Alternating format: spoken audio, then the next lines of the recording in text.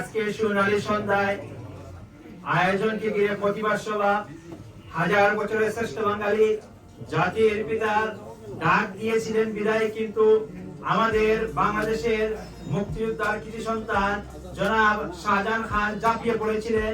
তার ঝাঁপিয়ে পড়ার কারণেই কিন্তু আমরা স্বাধীন বাংলাদেশ পেয়েছিলাম। এখানে সামনের সারিতে অনেক মুক্তিযোদ্ধারা বসে আছেন। জাতির অক্লান্ত পরিশ্রমের কারণে, পাকিস্তানের 93,000 সৈন্যের মোকাবেলার কারণেই কিন্তু, প্রতিবাদ করার কারণে কিন্তু, বন্দুকের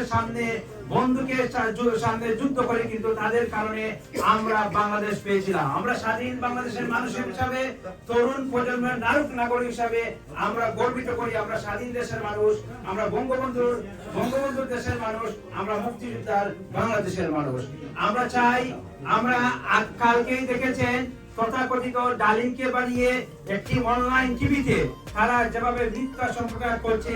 70 বছর যদি আমরা যেভাবে হাইব্রিড বানিয়ে ব্যবসায়ীদেরকে বানিয়ে এখানে ইটালি থেকে আমি ছোটবেলা থেকে যাকে শ্রদ্ধা করি, তিনি শত শত মানুষকে নিজের পয়সা শ্রম দিয়ে আওয়ামী লীগ করার জন্য লন্ডনে নিয়ে আসতেন। আমাদের শ্রদ্ধাভাজন নেতা অনেকেই আওয়ামী লীগের নেতারা আছে, তাদেরকে মূল্যায়ন করা হয় নাই। কিন্তু আমরা দেখেছি যে অনলাইনের মাধ্যমে কিভাবে জামাত বিএনপি তারা মাধ্যমে কিভাবে মিথ্যা বানোয়ার তারা রাজনীতি করছে।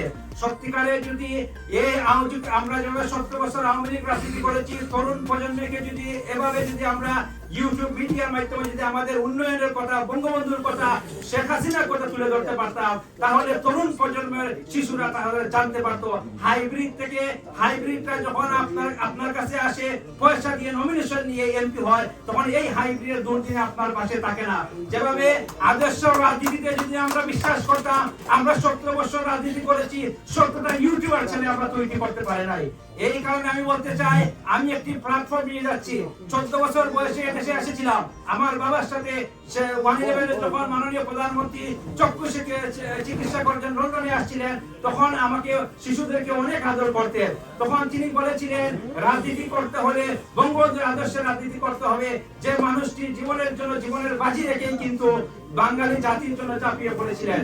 তেমনি ভাবে আমি একটি প্ল্যাটফর্ম নিচ্ছি। এখানে হাদিবাই মেয়ে আছে, অনেক multi talented, she is a doctor, royal London hospital.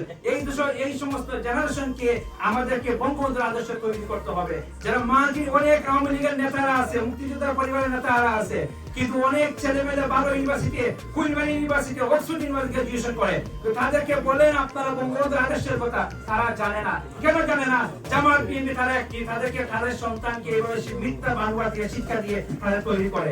আমরা যদি সত্যিকার ভবিষ্যৎ দিয়ে রাজনীতি করতে হয়, তাহলে আমাদের মাল্টি ট্যালেন্টেড অনেক শিশুরা এখানে আছে।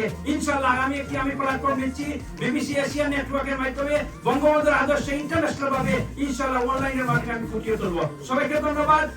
শেখ হাসিনা যেভাবে দেশের জন্য, জাতীয় জন্য উন্নয়নের কাজ করেছেন, তেমনি আমরা ফুটিয়ে তুলবো।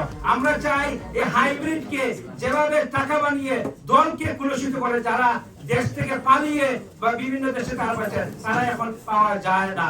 ইনশাআল্লাহ বঙ্গবন্ধু আদর্শের লোকরা ইনশাআল্লাহ সবসময় আছে, মৃত্যুর আগ পর্যন্ত থাকবে, দেশের জন্য থাকবে, মানুষের জন্য থাকবে, শেখ হাসিনার জন্য থাকবে। তেমনি ভাবে আমরা আগামীতে ইনশাআল্লাহ এইভাবে রাজনীতি করতে হবে। আমাদের শুধু একটাই দাবি, এই মন্নু সরকার যেভাবে স্বাধীনতার যেভাবে বানচাল করতে চায়, 16 ডিসেম্বরকে তারা মানতে চায় না।